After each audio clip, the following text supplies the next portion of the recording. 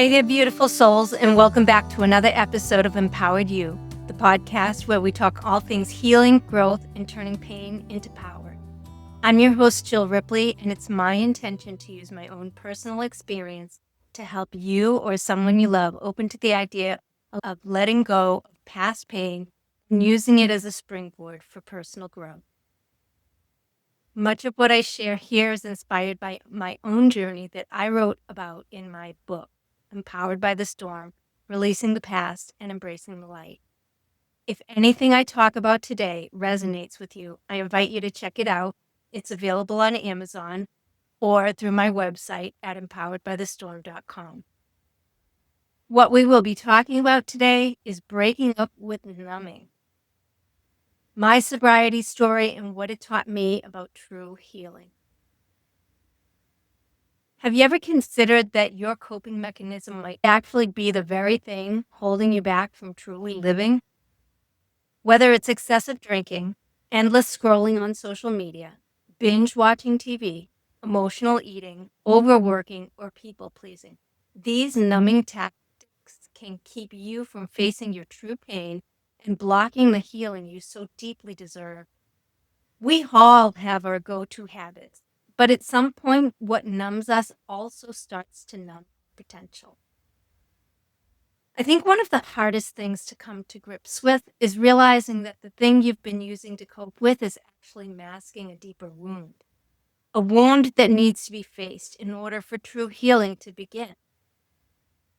And the truth is, this is so common. Most people don't even realize they're avoiding something deeper. They just think they're unwinding or treating themselves. But it's not the behavior that's the problem. It's the unconscious intention behind it. Are you relaxing or are you just escaping? As I mentioned in my previous episode, my life has included many layers of. From a very young age, I leaned on all kinds of coping mechanisms to mask my pain and avoid doing the hard and, let's be honest, sometimes excruciating work of facing reality and healing. It took many years of avoidance, heartache, and inner chaos before I finally understood that if my life was ever going to change, I had to do the work. I had to do it fully present, without numbing myself and without numbing my feelings. You see, the healthier ways are not always easy.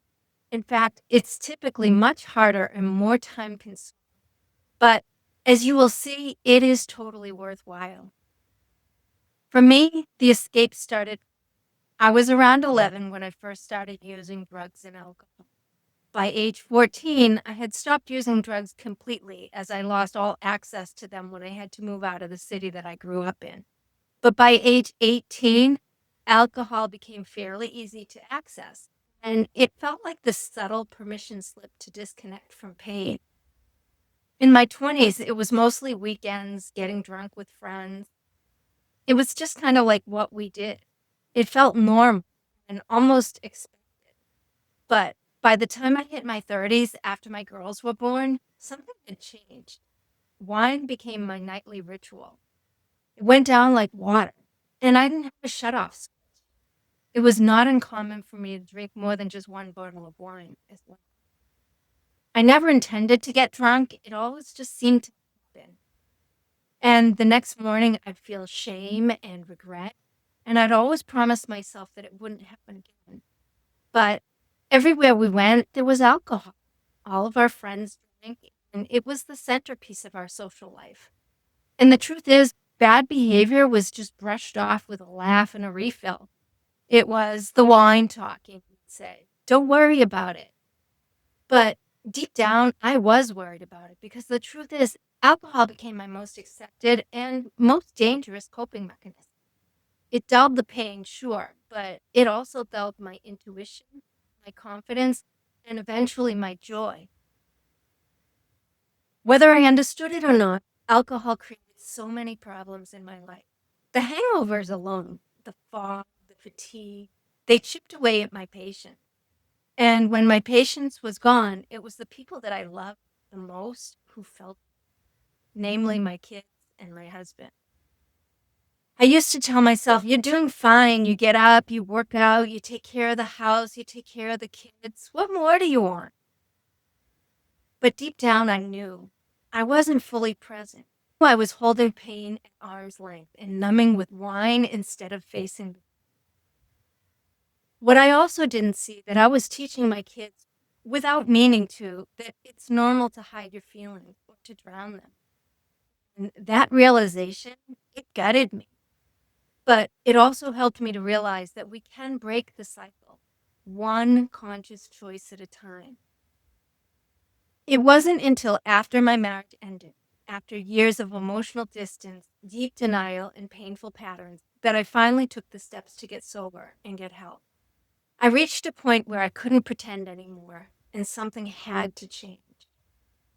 The strategy I used to quit drinking was a simple one, and it was gifted to me by a close friend of my former mother-in-law.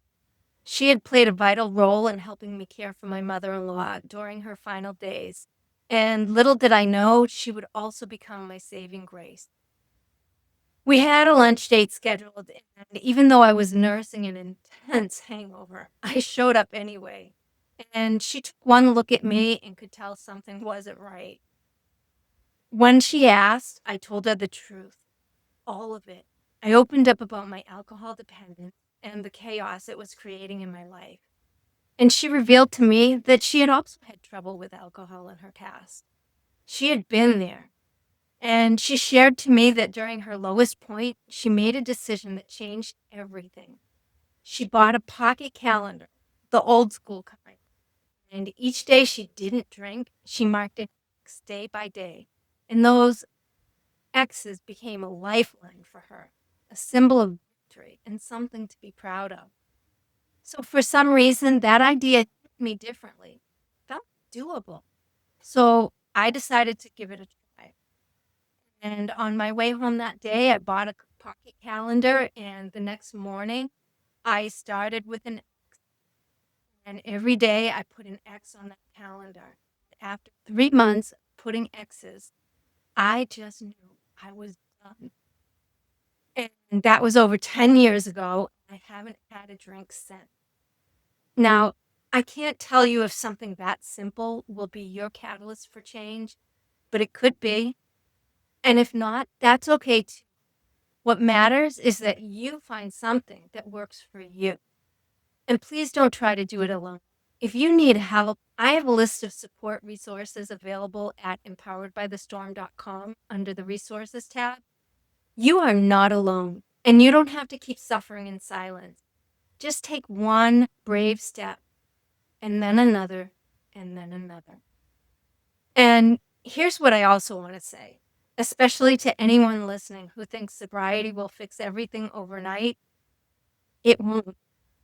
Sobriety doesn't make life easier. It makes you stronger. Not long after I got sober, I experienced the most devastating loss of my life. My youngest daughter and her father died together in a motorcycle accident. No warning, no time to prepare, just unimaginable grief and a crushing blow to my heart. And I know this might sound strange, but I am so deeply grateful that I was sober when it happened, because it allowed me to feel everything: the heartbreak, the rage, the numbness, the silence. I didn't drown it. I didn't run from it. I walked through it, each painful step at a time. And that pain, as brutal as it was, it carved a new space in me.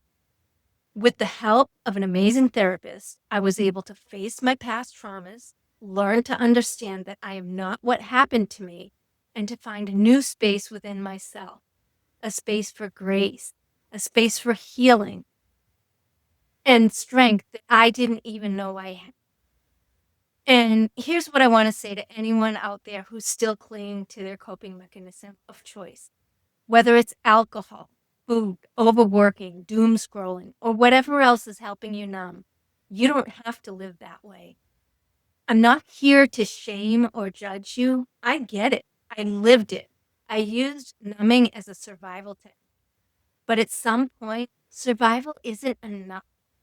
You were made for more than just getting through the day. You were made to feel. You were made to heal. You were made to expand and to be happy and joyful. And you were made to be loved. And the truth is, the pain that you're avoiding, it doesn't go away. It waits. It lingers just beneath the surface until you're willing to, or you're forced to, face it. Because the universe has a unique way of getting your attention. But when you do, and when you get the right support and you allow yourself to be held by someone who can guide you through it, everything begins to shift. I was finally able to face my past, release years of shame, and learn to love the version of me that I used to run from. And you can too. I won't tell you life is perfect, but what I can say is that I face each day with a clear head. I know that the decisions I make are mine and not the result of fear, agitation, or lack of clarity. So if you're listening now and something inside you is stirring, maybe it's just a little whisper saying, it's time. I encourage you to get curious. Ask yourself, what am I trying not to feel?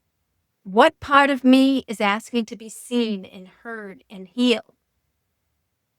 You can pause right now, or you can come back to this later and journal on it. Maybe you can write, the pain I've been avoiding looks like ... Or when I feel the urge to numb, what's really going on inside me? Let your truth come out. No judgment, just honesty. This is how we bring the unconscious into the light. And this is where healing. And you don't have to do it alone. In fact, you shouldn't. Please find a therapist, find a support group, find a coach, or someone who can walk through this with you while you learn to walk through the storm instead of running from it.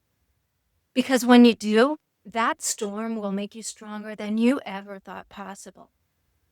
Now, if this episode brought something up for you, I'd love to hear from you.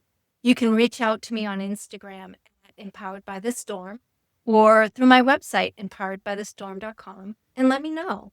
What are you letting go of? Or what's one healthier coping tool that you're open to trying this week? Let's keep this conversation going because healing happens in community. And we're all here for each other. And remember, wherever you are on this journey, I want you to know healing is possible. Growth is possible. Transformation is always available. You are not broken. You are becoming whole. You are not alone. You're part of a generation doing brave and tender work of turning pain into power. And every step you take, no matter how small, creates ripple effects for generations to come. Be gentle with yourself. Offer yourself the love you always deserve.